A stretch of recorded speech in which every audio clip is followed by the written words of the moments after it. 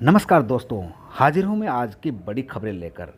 लेकिन यदि उससे पहले आपने अपने चहेते चैनल न्यूज़ वर्ल्ड 24 को यदि अभी तक सब्सक्राइब नहीं किया है तो सब्सक्राइब कर दें, जिससे आपको हमारी आने वाली वीडियो सबसे पहले मिल सके। साथ में बेल आइकन भी दबा दें, जिससे आपको हमारे वीडियो का नोटिफिकेशन भी मिल सके।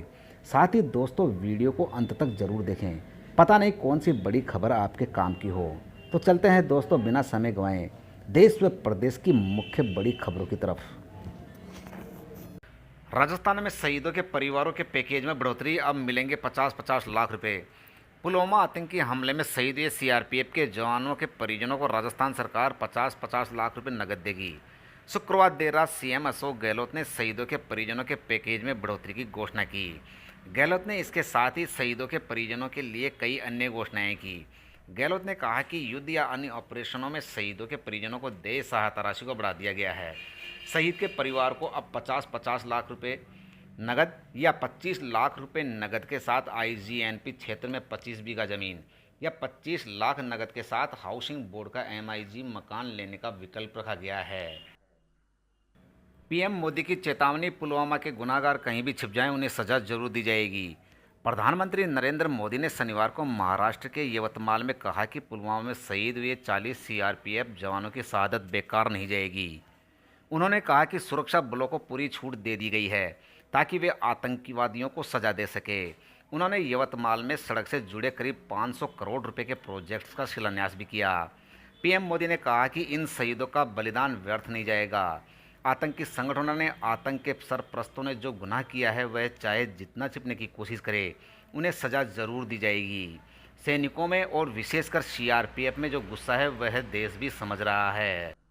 मोदी सरकार की तैयारी, एक बार लॉगिन करो फिर हर जगह मिलेगा वाईफाई। दूरसंचार विभाग के एक शीर्ष अधिकारी ने शुक्रवार को कहा कि सरकार सार्वजनिक वाईफाई नेटवर्कों के इंटरऑपरेबिलिटी के प्रस्ताव पर विचार कर रही है। इससे उपभोक्ताओं को सार्वजनिक वाईफाई का इस्तेमाल करने में आसानी होगी। उन्हें इसके लिए केवल एक ही बार लॉगिन या भुगतान करना होगा। दूरसंचार सचिव अरुणा सुंदर राजन ने कहा कि उद्योग ने दिसंबर 2019 तक 10 लाख वाईफाई हॉटस्पॉट लगाने की प्रतिबद्धता जताई थी। उन्होंने कहा कि अब तक 3.7 लाख वाईफाई हॉटस्पॉट लगाए जा चुके हैं। उन्होंने कहा कि नेटवर्कों की इंटरऑपरेबिलिटी को लेकर सुरक्षा संबंधी मंजूरी मिलने के बाद उपभोक्ता सुचारू इंटरनेट सेवाओं का इस्तेमाल कर सकेंगे। नवजोत सिंह सिद्धू को पुलवामा हमले पर बोलना पड़ा भारी, द कपिल शर्मा शो से निकाले गए। पुलवामा में हुए आतंकी हमले में दिए गए अपने बयान के बाद नवजोत सिंह सिद्धू चौतरफा गिर गए। अब खबर है कि सोनी टीवी ने द कपिल शर्मा शो से उन्हें बाहर कर दिया है। सूत्रों ने इंडियन एक्सप्रेस .com से बातचीत के दौरान कहा कि उनके बयान की सभी लोगों ने निंदा की है। चैनल और शो को बेवजह इस विवाद में खींचा जा रहा था, जिसके बाद टीम ने फैसला किया कि शो को नवजोत सिंह सिद्धू से दूरी बना लेनी चाहिए। टीम ने कुछ एपिसोड अर्चना पूरन सिंह के साथ भी शूट करा लिए हैं। आपको बता दें कि नवजोत सिद्धू ने कहा था कि मुट्ठी भर लोगों के लिए क्या आप पूरे देश को दोषी ठहरा सकते हैं। यह एक कायरतापूर्ण हमला है, मैं इसकी कड़ी निंदा करता हूं। गुर्जर आंदोलन खत्म करने की घोषणा, रेलवे को हुआ भारी नुकसान। गुर्जरों ने आरक्षण को लेकर अपना 9 दिन पुराना आंदोलन शनिवार को समाप्त कर दिया। गुर्जर नेता किरोड़ीलाल बैंसला ने राज्य सरकार से लिखित आश्वासन मिलने के बाद आंदोलन समाप्त करने की घोषणा की और आंदोलनकारियों से अवरुद्ध किए गए सभी सड़क मार्ग, रेल मार्ग खोलने को कहा। इससे पहले राज्य सरकार की ओर से पर्यटन मंत्री विश्वेंद्र सिंह ने एक लिखित आश्वासन गुर्जर नेताओं को सौंपा था। बैंसला के अनुसार राज्य सरकार ने यह आश्वासन दिया है कि विधानसभा में पारित विधेयक को कोई अगर कानूनी चुनौती मिलती है तो सरकार उनका साथ देगी। एलईडी डिफ्यूज करते समय धमाका, राजौरी में सेना का मेजर हुआ शहीद। जम्मू कश्मीर के राजौरी जिले में नियंत्रण रेखा के पास बम धमाके में सेना का एक मेजर शहीद हो गया है। यह घटना नौशेरा सेक्टर की है। बताया जा रहा है कि मेजर आतंकवादियों द्वारा लगाए गए इम्प्रोवाइज्ड एक्सप्लोसिव डिवाइस एलईडी को डिफ्यूज कर रहे थे। इसी दौरान ब्लास्ट हो गया। यह एलईडी अंतर्राष्ट्रीय सीमा के 1.5 किलोमीटर अंदर लगाया गया था। शहीदों के खिलाफ अभद्र टिप्पणी के चलते लखनऊ यूनिवर्सिटी का छात्र सस्पेंड।